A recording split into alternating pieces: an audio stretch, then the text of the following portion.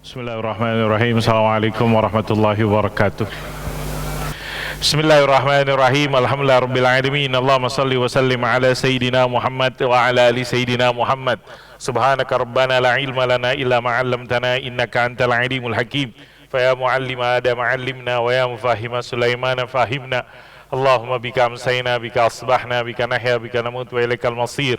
Amsayna wa amsal mulku lillah walhamdulillah wa la hawla wa la quwwata illa billah.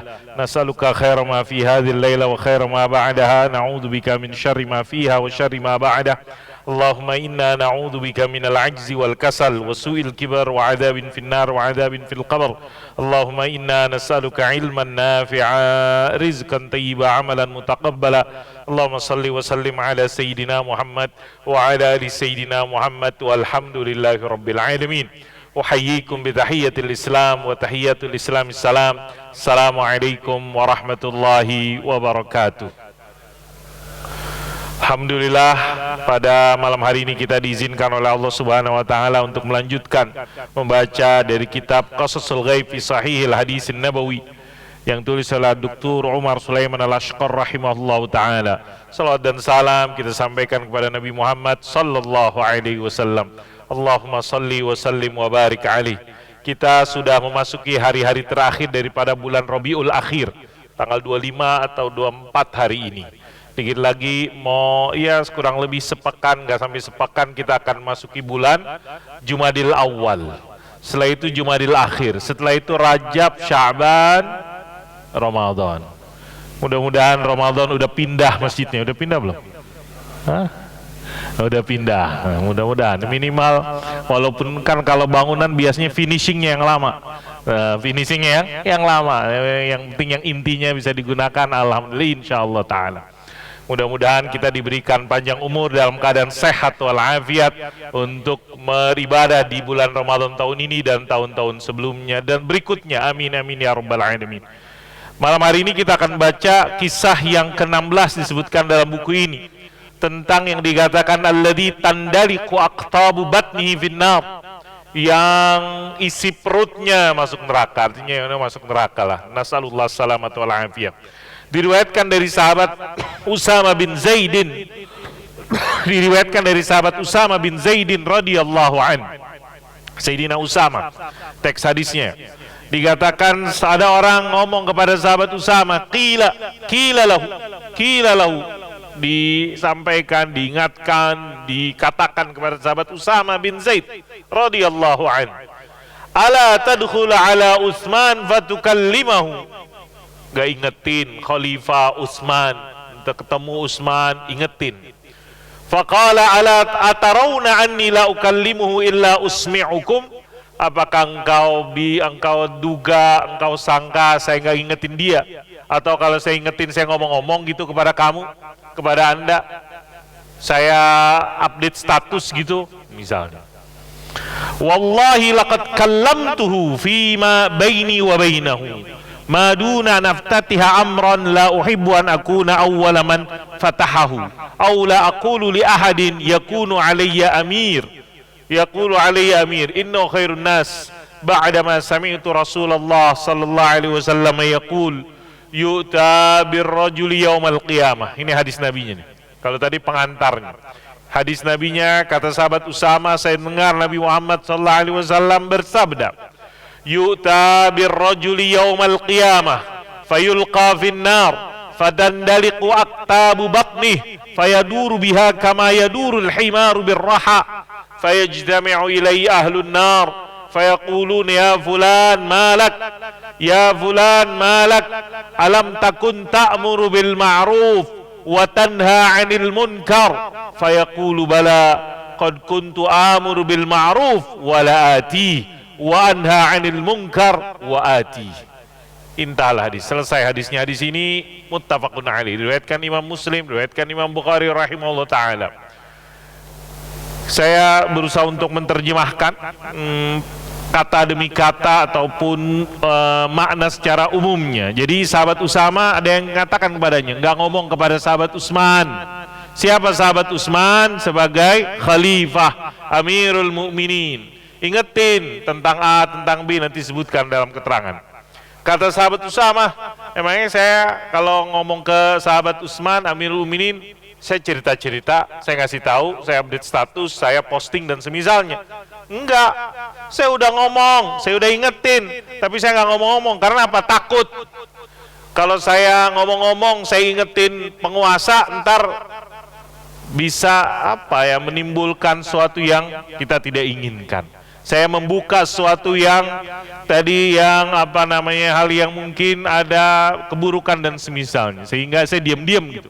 Saya diam-diam sudah saya sampaikan atau saya ingatkan. Sungguhnya sahabat Utsman adalah orang baik, apalagi saya sudah dengar sebuah hadis dari Rasulullah sallallahu alaihi wasallam yang mana beliau bersabda, apa kata Nabi? Datang nanti di hari kiamat seorang laki-laki dilemparin ke api neraka, isi perutnya keluar ususnya. Isi perut apa isi perut? Usus di perut bukan? Isi perut ususnya tersebut. Ususnya keluar, isi perutnya keluar, muter-muter sebagaimana keledai muter kalau menggiling dia muter tersebut. Birraha. Kemudian orang-orang neraka pada ngumpul, wahai fulan, yang di neraka tersebut. Kata orang-orang di neraka tersebut, kok kamu bisa masuk neraka wahai fulan? Kok kamu bisa masuk neraka wahai fulan? Sedangkan engkau di dunia wahai fulan itu sering ingetin orang kebaikan, sering mengingatkan orang jangan melakukan keburukan. Apa kata fulan? Benar, saya memang di dunia sering ngomong A, B, kebaikan dan lain-lain, tapi saya omong doang. Saya ngomong doang, saya cuman ngajak doang, saya kagak lakukan. Saya tidak kerjakan kebaikan tersebut. Saya benar anha 'anil munkar, mencegah orang dari kemungkaran, ngingetin orang jangan berbuat kemungkaran, tapi saya melakukannya. Kuntu amur bil ma'ruf wala ati. Saya mengingatkan kebaikan tapi saya nggak kerjain. Wa anha 'anil munkar, dan saya mencegah keburukan, wa ati, tapi saya melakukannya. Inilah hukumannya tadi dikatakan tandaliqu aqtabu batnih, keluar muter-muter isi perutnya di neraka. Nasallallahu salamata wal afiyah. Itu teks hadisnya. Dijelaskan oleh Dr. Umar Sulaiman Al-Ashqar rahimahullah taala. Hadis ini bercerita tentang tadi sahabat Usama bin Zaid. Siapa itu sahabat Usama bin Zaid? Ya, dalam zaman Nabi termasuk pemuda yang dulu ketika Nabi sebelum wafat dijadikan pimpinan pasukan. Sahabat Usama bin Zaid hibbu Rasulillah sallallahu alaihi wasallam, termasuk orang-orang dekatnya Nabi. Kemudian di zaman sahabat Utsman ibn Affan radhiyallahu anhu juga dekat juga dengan Khalifah Utsman bin Affan radhiyallahu anhu. Kemudian kenapa orang ngomong ingetin kepada sahabat Usama? Karena dahulu dikatakan dalam sejarah adalah Al-Walid ibn Uqbah, saudara seibunya sahabat Utsman, namanya seorang bernama Al-Walid bin Uqbah. Dia itu walaupun keluarga penguasa, keluarga khalifah, cuman dia punya perilaku yang kurang baik. Ada mukhalafat asy-syar'iyyah, dia perilaku mungkin dia melanggar, ada yang disebutkan dalam sebuah riwayat dia minum khamar dan seterusnya. Kemudian padahal dia dipercayain oleh khalifah, tapi perilakunya kurang bagus. Maka orang-orang datang kepada sahabat Usama, tolong ingetin itu khalifah. Tolong ingetin itu sahabat Utsman, Khalifah Amirul Mukminin, tentang saudaranya yang namanya Al-Walid ibn Uqbah. Al-Walid bin Uqbah. Yang tadi di dalam awal hadis. Kata sahabat Usama, udah, cuman saya diam-diam ngomonginnya.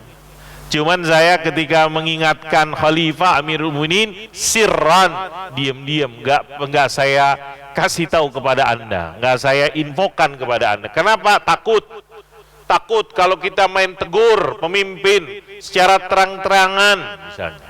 Di sini dipahami nih strateginya saat itu, dikhawatirkan. Sekarang aja hati-hati sama pemerintah kalau kritik-kritik. Kemarin saya baca di Mesir ada seorang YouTuber yang aktif untuk mengkritik pemerintah. Di sekarang kan zaman sosial media, sosmed dan seterusnya. Tapi dia nggak bakalan berani tinggal di Mesir kayak gitu. Ternyata apa yang terjadi? Bapaknya yang umur 76 tahun yang tinggal di Mesir ditangkap sama pemerintah. Dia nggak bisa tangkap YouTubernya, ditangkap siapanya? Bapaknya. Umur 7 belum sebulan, baru sepekan atau 2 pekan. Karena dia kritis kepada pemerintah tersebut. Yaitu sekarang zaman sosial media. Tapi dahulu belum ada sosial media. Singkatnya, sahabat Usama sudah ngingetin. Kemudian caranya beliau melihat bagusnya saya mengingatkan pemimpin rahasia. Karena apa? Karena khawatir saat itu kalau dia mengingatkan penguasa secara terang-terangan dapat menimbulkan tantangan, keburukan ataupun permasalahan yang lebih besar. Takut yang itu khasyatan taftariq, takut di situ akhirnya menyebabkan perpecahan kalimatul muslimin. Bahkan kata sahabat Usama, sekalipun dia itu pemimpin, saya tetap ingatkan, bukan gara-gara dia pemimpin terus saya kagak ingatkan dengan sebuah hal-hal yang kurang pas yang dan lainnya. Fahadafu, maka tujuan saya, kenapa saya ingatkannya itu secara rahasia, mudah-mudahan dengan demikian jauh dari perbuatan riya, pamer dan semisalnya. Singkat cerita, diingatkan. Wa zakarul mauqiwa minal umara alladzina yuwalluna amran nas wa annahu la yarkanu ilaihim. Sahabat Usama juga menegaskan posisi dia kepada penguasa-penguasa, bahwasanya dia tidak basa-basi, tidak takut untuk mengingatkan mereka dan semisalnya. Kemudian dia berkata bahwasanya sahabat Utsman adalah orang baik. Apalagi setelah saya mendengar Rasulullah Sallallahu Alaihi Wasallam berbicara tentang ini. Apa kata Nabi? Kata Nabi tadi, bahwasanya nanti akan ada orang yang dilempar ke neraka, kemudian keluar isi perutnya dari neraka tersebut, kemudian dia muter-muter isi perutnya tersebut, sebagaimana berputarnya hewan keledai birroha dalam gilingan semisalnya. Orang-orang di ahli neraka berkumpul ngelihat siapa nih fulan. Oh, di dunia itu heran, kenapa fulan kok bisa di neraka padahal dia di dunia orang-orang yang dipersangkakan kepadanya baik karena dia ingetin orang kepada kebaikan. Bahkan diikutin dan semisalnya. Maka orang-orang tanya, kenapa kok fulan Anda masuk neraka? Kenapa kok Anda bisa kondisi seperti ini? Keluar isi perutnya, muter-muter dan semisalnya. Padahal Anda di dunia mengingatkan kita kebaikan, mencegah kita dari kemungkaran. Kemudian dia katakan dalam hadis yang tadi, saya mengingatkan Anda kebaikan dan saya tidak melakukannya, saya mencegah Anda kemungkaran dan saya mengerjakannya. Sungguhnya Allah Subhanahu wa taala tidak menerima amalan kecuali yang benar-benar tulus.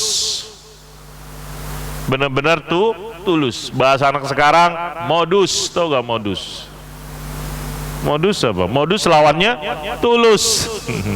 Anda melakukan ini modus, nggak ada modus. Ini modus mengerjakan sesuatu ternyata ada tujuan, bukan tulus lillahi ta'ala. Innallaha la yaqbalu minal amal illa ma kana khalisan wabtagha bihi wajhah wa hadzal rajul wa amsalu lam yakunu sadiqin fima yudhiruna bi amaman nas.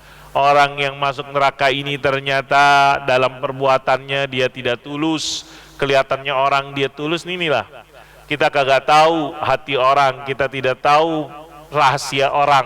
Allah Subhanahu wa taala yang mengetahui, tapi kita bisa berusaha belajar bagaimana diri kita agar terhindar, agar bisa mengambil pelajaran sehingga kita bisa dilatih untuk benar-benar tulus di dalam tutur kata, perbuatan yang kita lakukan. Faqad kanu yura'unan nas fi amrim. Ini kan orang-orang yang riya di dalam amar ma'ruf, riya di dalam nahi anil munkar. Padahal konkretnya, realnya, kenyataannya mereka tidak melakukan kebaikan-kebaikan tersebut. Ini saya nih yang paling enak kena nih, ustadznya tersebut. ustadznya yang paling tersebut. Mudah-mudahan saya dilindungi oleh Allah, kita semuanya dijaga oleh Allah Subhanahu wa taala. Mudah-mudahan kalau kita menyuruh orang kebaikan, kita udah melakukan walaupun dengan segala kekurangan, keterbatasan, walaupun gak banyak dan semisalnya, mudah-mudahan kita bisa terus melakukan kebaikan-kebaikan tersebut. Itu keterangan yang disampaikan oleh penulis, oleh penyusun buku kita Qasasul Ghaib fi Sahihil Hadisin Nabawi. Ini kan contoh cerita gaib, belum terjadi. Karena apa? Nanti terjadinya di neraka. Ada orang yang nanti di neraka kayak gitu perilakunya. Kenapa? Karena di dunia dia menunjukkan seolah-olah dia baik, padahal dia tidak melakukan. Ini nanti hukumannya sebagaimana disampaikan oleh Sayyiduna Maulana Muhammadun sallallahu alaihi wasallam. Pelajaran-pelajaran yang disebutkan dalam hadis ini, antara lain, tadi di awal itu tentang bagaimana menasehati pemimpin. Qila ala tadkhul ala Utsman fatukallimahu. Kenapa kau enggak ketemu, masuk, berjumpa dengan sahabat Utsman, mengingatkan dia. Di sini bagaimana? Di sini kita diingatkan dengan hadis Nabi Muhammad sallallahu alaihi wasallam bahwasanya ad-dinu an-nasihah. Agama ini adalah an-nasihah. Apa itu an-nasihah? Kesetiaan. Ada yang mengartikan kesetiaan. Kesetiaan kepada siapa? Kepada Allah. Kesetiaan kepada Rasulullah sallallahu alaihi wasallam. Kesetiaan juga kepada pemimpin li'aimmatil muslimin. Bagaimana bentuk kesetiaannya? Kalau pemimpinnya benar, kita turutin. Kalau pemimpinnya kagak benar, kita ingetin. Itu kan contohnya setia. Setia adalah orang yang bukan diemin aja, bukan ngikutin aja, dilihat. Kalau benar, ikut. Kalau nggak benar, diingatkan biar jadi benar. Bagaimana di sini di dalam hadis diingatkan kita untuk nashul khulafa, menasehati para pemimpin, penguasa tentang apa yang terjadi dari kita ketika mereka mukhalafat, penyimpangan-penyimpangan, pelanggaran-pelanggaran. Bagaimana menasehatinya? Ini kan kita, kalau orang ditegur, bagaimana responnya? Kalau diam-diam dengan terang-terangan. Kadang-kadang kita manusia kan ada perasaan gengsi. Saya ditegur di depan orang banyak, bla bla bla bla, Ustadz salah begini nih. Belum tentu saya siap menerimanya. Bahkan saya bisa jadi langsung defend, membela diri dengan segala ABC dan segala cara. Kenapa? Saya malu dong. Masa saya diingetin, ditegur di depan orang banyak, orang ramai tersebut. Sehingga apalagi, ini bisa jadi kayak gitu. Orang kan macam-macam, tapi umumnya manusia ataupun kita dan semisal kita, kalau ditegur di depan orang banyak, dia banyak di depan halayak ramai, malu, gengsi dan semisalnya. Apalagi kalau dia adalah pemimpin, apalagi kalau kita jadi pemimpin. Ada yang berani negur Pak Jokowi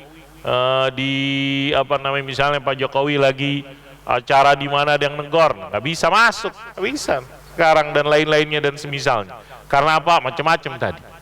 Walaupun misalnya dalam kenyataannya banyak misalnya pemimpin dan penguasa tersebut dia punya apa yang dikatakan mukhalafat, pelanggaran dan semisalnya. Nggak mudah dan nggak gampang saat ini. Dan dahulu bagaimana dicontohkan yang dipilih jalur oleh sahabat Usama bin Zaidin radhiyallahu anhu, bagaimana mengikatannya dengan sirran, rahasia. Idza kanu minal ladzina yaqbaluna wa yastami'una lin-nasihin. Karena mereka itu, para penguasa-penguasa saat itu yang dipahami oleh sahabat Usama, kalau diingatkan secara rahasia, secara diam-diam, potensi menerimanya, berubahnya, ingatnya tersebut lebih besar menerimanya tersebut. Fa in kanu minadh dhalamatil mustakbirin fa'dul jihad. Karena apa? Karena orang-orang saat itu menerima nasihat tersebut. Tapi kalau misalnya ada penguasa-penguasa yang dikatakan az-zalimin, al-mustakbirin, adz-zalama al-mustakbirin, maka hadis Nabi yang lain disampaikan, sebagus-bagusnya jihad yang dikatakan kalimatu haq inda sultanin jair, mengingatkan yang hak, mengingatkan kata yang hak di hadapan penguasa jair. Apa artinya jair? Jair itu artinya zalim, jaro yajuru aljur, jair artinya zalim. Kalimatu haqqin, kata-kata yang mengingatkan kepada penguasa inda sultanin jair, itu juga adalah dalam hadis Nabi yang lain disebut sebagai afdolul jihad, sebaik-baiknya jihad. Ini pelajaran yang pertama disebutkan, bagaimana menasihati penguasa, nashul khulafa wal umara. Kemudian yang kedua menyebutkan adamul wusuq daiman bil ladina taradnas nusan wa ta'liman iftan fa hal qad khalifatun halim zalim. Ya, orang kita tidak mengetahui dari seorang manusia kecuali apa yang terlihat. Kita nggak mengetahui batin seorang, tapi kita hanya bisa melihat zahirnya. Memang kita demikian, punya keterbatasan. Kita nggak tahu apa namanya, nahnu nahkum bizzahir wallahu yatawallas sarair. Kita berhukum dengan secara zahir, kasat mata kita lihat. Sedangkan yang di dalam hati seseorang, di dalam diri seorang, Allah Subhanahu wa Ta'ala yang Maha mengetahui. Dalam hal ini ya hati-hati juga. Bisa jadi orang tersebut kelihatannya secara zahirnya dia adalah tadi orang yang baik, zahirnya tersebut mengingatkan kebaikan, ternyata kalau nggak ketahuan orang dia kagak jauh lebih baik. Di sini, di kompleknya, di tempat dia tinggal, dia berusaha menunjukkan bahwasanya dia baik, tapi ternyata di luar, dia keluar kota, dia keluar negeri, keluar daerah, keluar kampung halamannya, nasallallahu salamata wal afiyah, dia melakukan keburukan-keburukan. Maka ada yang kayak gitu juga, ya kita hati-hati. Artinya orang tersebut ya kita itu di luar kewenangan kita. Orang berkata baik, yang kebaikannya tersebut kita terima, mudah-mudahan bisa kita amalkan dan lain-lainnya tersebut. Tapi ketika perilakunya dan lain-lainnya tersebut, itu bukan di dalam kewenangan. Dan kayaknya kan orang-orang di neraka juga bingung nah. Bahwasanya nih si fulan kan dulu di dunia ABCDFG, ternyata sama juga kayak kita masuk di neraka. Ternyata di dunia tersebut sebatas modus, bukan sebatas ketulusan. Ternyata di dunia dia dibilang melakukan kebaikan-kebaikan, ataupun dia di dunia dikatakan menyuruh kepada kebaikan, mencegah daripada keburukan-keburukan, ternyata dia kerjakan. Ataupun dalam ayat yang sering kita diingatkan, lima taquluna ma la taf'alun kabura maqtan 'indallahi an taqulu ma la taf'alun. Ataupun dalam sebuah ayat lain yang disebutkan, atamuruna an-nasa bil birri wa tansawna anfusakum wa antum tatlunal kitab afala taqilun. Kita itu harus apa namanya istilahnya, walk the talk. Ketiga anak-anak santri, walk the talk. Apa? Walk the talk. Walk the talk. Ada istilahnya walk the talk. Artinya ya tadi apa namanya, kata-katanya dibuktikan. Walk the talk istilahnya apa tuh? Walk the talk, ada ungkapan yang tersebut. Artinya bagaimana kita melaksanakan apa yang kita katakan. Kita ngomong A, kita ngomong B, mudah-mudahan kita juga menjadi orang yang udah melakukan, lebih dulu melakukan dan lainnya tersebut. Sekalipun ya tadi keterbatasan, kemudian kekurangan masih dalam ya banyak ya apa namanya kurang-kurangnya dan semisalnya. Walk the talk ada istilahnya. Yang ketiga yang dikatakan, idhamu jarimati haulail mura'in wa idhamu uqubati minan nar. Jeleknya perbuatan orang-orang yang riya, jeleknya perbuatan orang-orang yang modus tersebut kagak tulus. Ternyata nyuruh-nyuruh tersebut dia diri kagak. Ternyata kebaikan-kebaikan yang dia himbau dia sendiri gak melakukan. Ternyata kejahatan-kejahatan yang dibilang jangan lakukan dia diri yang melakukan tersebut.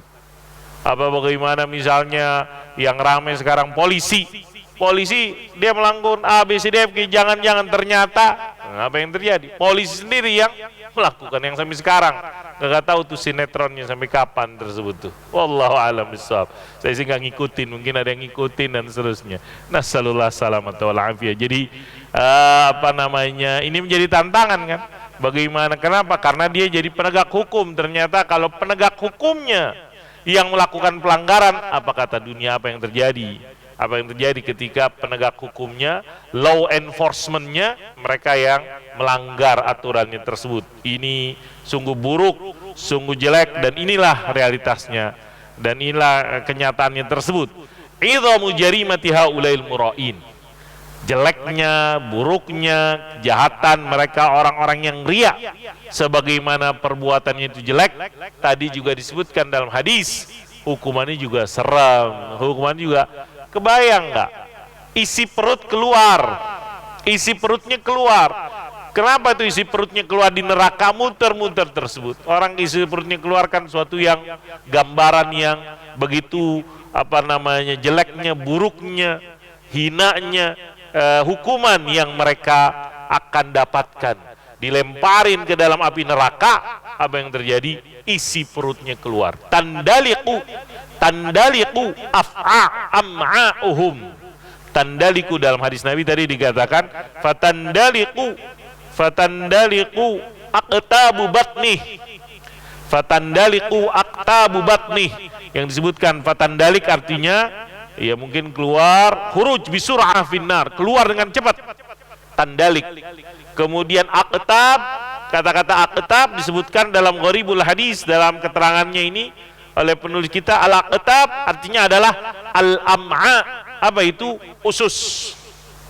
Usus yang ada di dalam perut manusia tersebut keluar dengan cepat, muter-muter, yang dikatakan fatandalik waqta batni fayaduru biha kama yadurul himaru birraha. Dilemparin ke dalam api neraka, kemudian keluar muter tersebut. Yaduruna haulaha dawranal himar birraha, sebagaimana hewan keledai dalam gilingan. Itu kan kalau ada di film ataupun di dalam ungkapan ketika keledai menggiling, salah satu alat yang digunakan untuk giling tersebut dia mungkin dengan alat yang dia bergerak terus-menerus dengan dia putar hewannya tersebut, muterin keledainya tersebut. Tandalikuna, itulah kebayang tuh kayak gimana itu ngerinya, seremnya, buruknya gambaran yang disampaikan oleh Sayyiduna Maulana Muhammadun sallallahu alaihi wasallam. Tandaliqu af'ahum fiha fayaduruna haula dawranal himar. Jadi hadis ini menggambarkan buruknya perbuatan yang dilakukan oleh orang-orang al-mura'in yang riya tersebut, kemudian besarnya hukuman yang akan mereka dapatkan. Terus bagaimana biar caranya tidak riya? Kerjakan. Ada juga, saya kalau misalnya kan ada bisikan meninggalkan perbuatan karena takut riya, ya akhirnya riya juga. Jangan tinggalkan perbuatan gara-gara takut riya, kerjakan perbuatan tersebut. Orang bilang riya, biarin orang dengan katanya, kita berusaha membersihkan, menjaga hati kita. Jadi termasuk bisikan dan godaan syaitan adalah kalau kita meninggalkan perbuatan baik yang bisa kita lakukan gara-gara takut dibilang riya. Itu kata para ulama. Ini ada kebaikan yang bisa kita lakukan, ntar dibilang riya, kemudian kita nggak kerjakan, itu juga jadi riya. Terus kerjakan kebaikan tersebut, kerjakan perbuatan amal yang bisa kita lakukan tersebut. Orang bilang riya, orang yang bilang kita berusaha menjaga diri kita, menjaga hati kita, membersihkan hati kita, berusaha bagaimana mentuluskannya perbuatan yang kita lakukan tersebut biar diterima amal yang kita lakukan itu di hadapan Allah Subhanahu wa taala. Akhirnya tadi berhasil setan, berhasil kita tidak melakukan amal soleh tersebut gara-gara takut riya. Itu juga adalah riya kata para ulama. Itu juga adalah gangguan dari setan tersebut. Hadis ini juga punya pelajaran bagaimana pengaruh hadis Nabi. Jadi ini kan kenapa sahabat Usama begitu mantapnya, begitu kuatnya, begitu ikhlasnya karena hadis Nabi. Kata sahabat Usama, saya udah ingetin sahabat Utsman, cuman saya nggak ngomong-ngomong. Kenapa? Apalagi saya udah dengar dulu hadis Nabi Muhammad SAW yang tadi kita bacakan. Bagaimana dalam hadis Nabi tersebut tadi ada orang yang tadi dia masuk buruknya orang yang melakukan perbuatan kebaikan, menyuruh perbuatan kebaikan tapi dia tidak lakukan, melarang perbuatan kemungkaran tapi dia melakukan. Saya udah melakukan, karena apa? Saya takut nih masuk dalam hadis Nabi Muhammad Sallallahu Alaihi Wasallam. Maka di sini dipahamin bagaimana didikan Nabi Muhammad Sallallahu Alaihi Wasallam, bagaimana tarbiyah yang disampaikan hadis-hadis Nabi Muhammad Sallallahu Alaihi Wasallam kepada sahabat-sahabat ridwanullah alaihim, sehingga mereka langsung responsif, kemudian mereka berbekas, kemudian menggugah, menggerakkan mereka untuk melakukan apa yang disampaikan oleh Nabi Muhammad SAW, ataupun juga untuk bagaimana kalau itu adalah sebuah ancaman dan semisalnya, mereka hindarkan diri, mereka jaga, mereka berusaha jangan sampai termasuk dalam ancaman yang disebutkan dalam hadis ini, yang disebut dengan taksir, pengaruh positif daripada hadis-hadis Rasulullah Sallallahu Alaihi Wasallam kepada para sahabat-sahabatnya dan orang-orang yang saleh sesudahnya. Mudah-mudahan kita dijadikan orang-orang yang tadi ketika kita dengar hadis Nabi Muhammad Sallallahu Alaihi Wasallam kita berinteraksi. Mudah-mudahan kita bisa mengamalkan walaupun sedikit daripada perkataan-perkataan, kebaikan-kebaikan yang disampaikan oleh Sayyiduna Maulana Muhammadun Sallallahu Alaihi Wasallam. Taksir hadis Rasul Sallallahu Alaihi Wasallam fi ashabi was salihin. Bagaimana sikap tadi sahabat Usamah bin Zaid radhiyallahu anhu alladzi waqafahu nabi'an wa alladzi waqfuhu, yang bagaimana sikapnya tadi di awal hadis tersebut ketika diingatkan, kau nggak ingetin tuh sahabat Utsman bla bla bla dan seterusnya. Kata sahabat Usamah, udah, sikap saya ini gara-gara hadis Nabi Muhammad Sallallahu Alaihi Wasallam yang saya dengar, kata Nabi Muhammad SAW tadi yang kita bacakan, dan itulah dampak langsung, pengaruh positif daripada hadis Rasulullah Sallallahu Alaihi Wasallam kepada sahabat, dan mudah-mudahan kita juga diberikan semangat ataupun pengaruh positif daripada hadis-hadis Sayyiduna Maulana Muhammadun Sallallahu Alaihi Wasallam. Yang terakhir disebutkan dalam pelajarannya, di sini penulis menyebutkan 5 pelajaran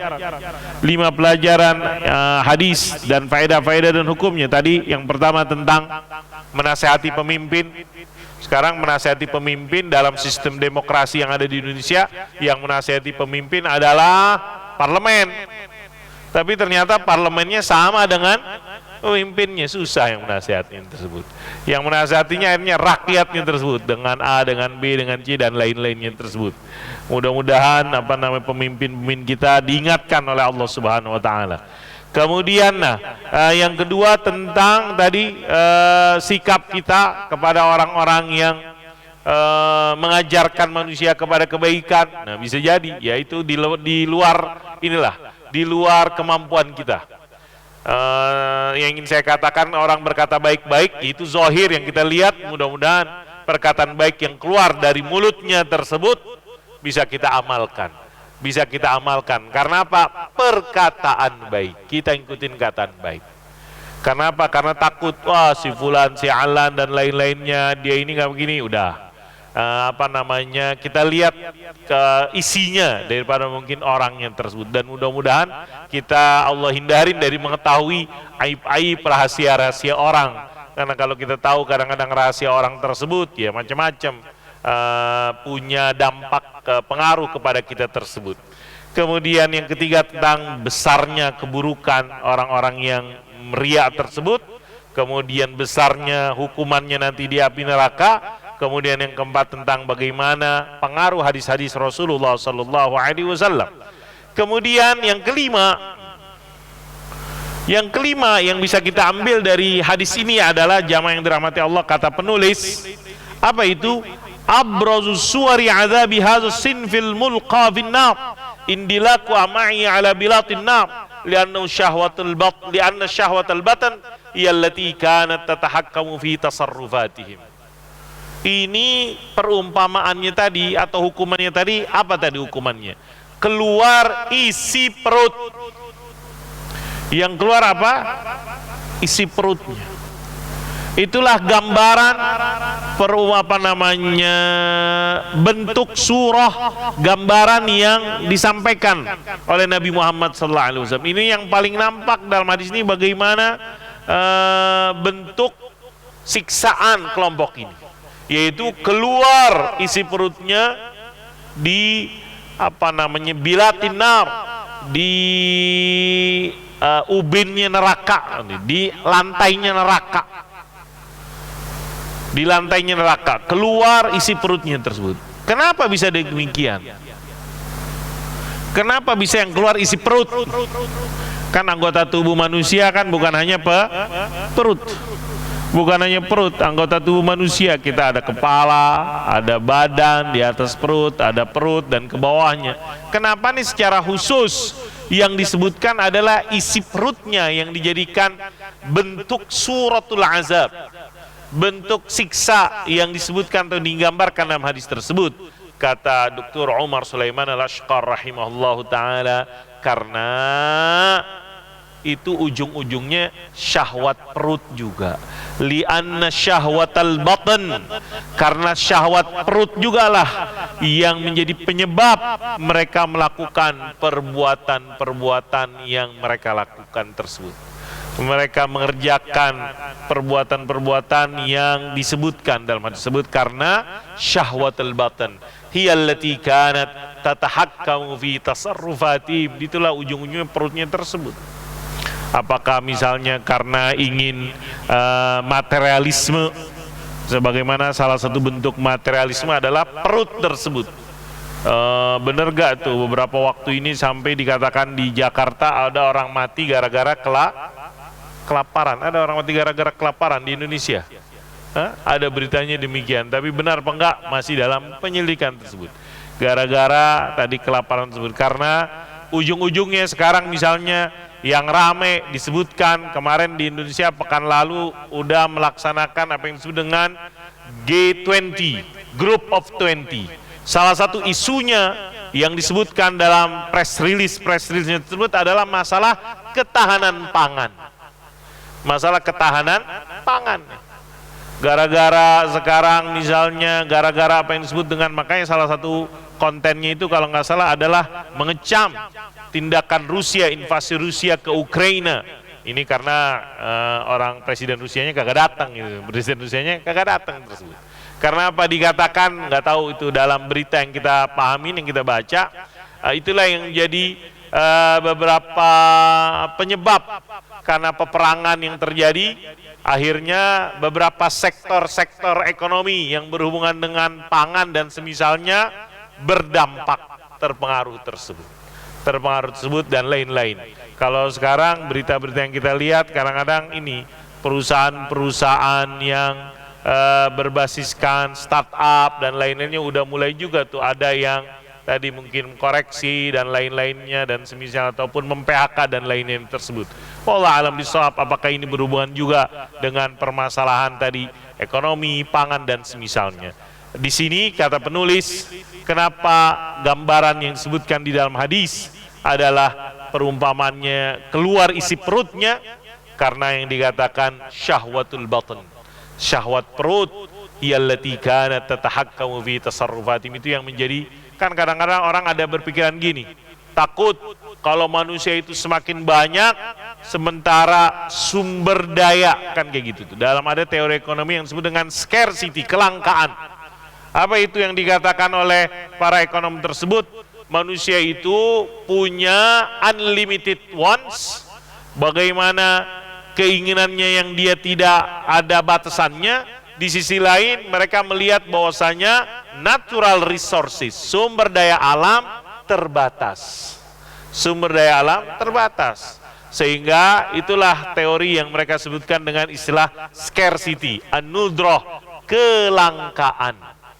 Saat ini kita kenal bagaimana di dunia dikembangkan sumber-sumber energi terbarukan. Istilahnya apa? Sumber-sumber energi terbarukan, renewable atau yang terbarukan. Kenapa? Karena dikhawatirkan sumber-sumber energi yang basiskan ini fosil dan lain bumi dan semisalnya dikhawatirkan tersebut itu dalam teori-teori yang dikembangkan.